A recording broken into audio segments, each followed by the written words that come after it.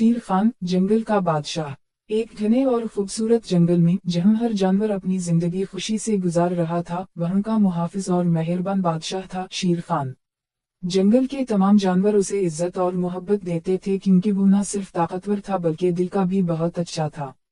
کہانی کا آغاز۔ ایک دن جب سورج کی روشنی جنگل کی سبز پتوں سے چھن کر زمین پر گر رہی تھی، ایک خوفناک سانپ نے جنگل میں قدم رکھا۔ اس کی خوفناک حسکار اور زہریلی نظریں ہر کسی کو ڈرا رہی تھیں۔ جانوروں کے دلوں میں خوف بیٹھ گیا اور وہ اپنے گھروں میں چھپ گئے۔ شیر خان کی بہادری۔ شیر خان کو جب اس خطرے کا علم ہوا تو اس نے فوری طور پر ایکشن لینے کا فیصلہ کیا۔ وہ جانتا تھا کہ اگر اس نے کچھ نہ کیا تو جنگل کا امن برباد ہو جائے گا۔ اس نے اپنی دہاڑ سے تمام جانوروں کو حوصلہ دیا اور خود سانپ کا مقابلہ کرنے نکل پڑا۔ شیر خان اور سانپ کا مقابلہ۔